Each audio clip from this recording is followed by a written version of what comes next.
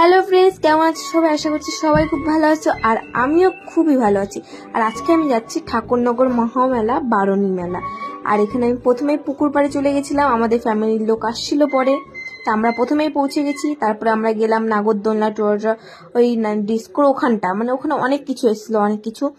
তো তারপরে আমরা টিকিট কেটে চলে গেলাম প্রথমে ডিস্কোতে ওঠার জন্য।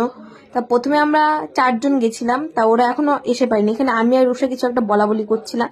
তো ভাই রে ভাই, কি যে ভিড়, কি যে ভিড়! এই দেখো 5 দিন হয়ে গেছে, তাও এখনো এতটা ভিড় মেলায়। তা প্রথমে আমরা উঠে গেছি এই যে ডিস্কোয়।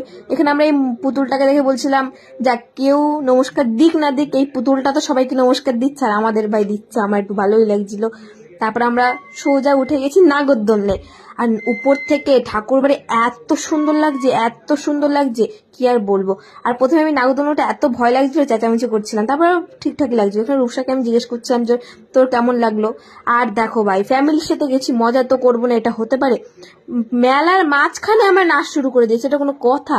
ভাই আমরা সব পারি, এইটুকু তো চলেই। এটুকু মেলার মাঝখানে আমাদের মান সম্মান টাম্মান চলে গেছে সব।